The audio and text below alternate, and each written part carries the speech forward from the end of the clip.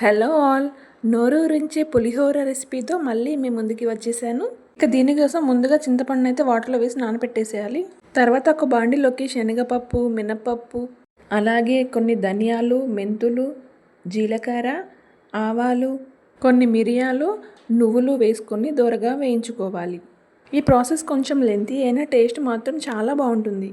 దోరగా వేగాక 3 ఎండుమిర్చిని కూడా వేసుకొని బాగా వేయించుకోవాలి.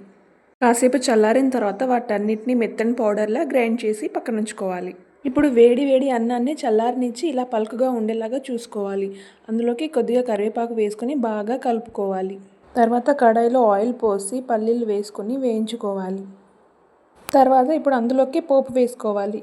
ఆవాలు, పచ్చిశనగపప్పు, ఎండుమిర్చి, కొద్దిగా కరివేపాకు, పచ్చిమిరపకాయలు వేసుకొని బాగా కలుపుకోవాలి. ఒకసారి మీరు ట్రై చేయండి. సేమ్ గుడిలో పెట్టే ప్రసాదంలానే ఉంటుంది. పోపు వేగిపోయాక అందులోకి రుచికి సరిపడా సాల్ట్, పసుపు వేసుకుని బాగా కలుపుకోవాలి.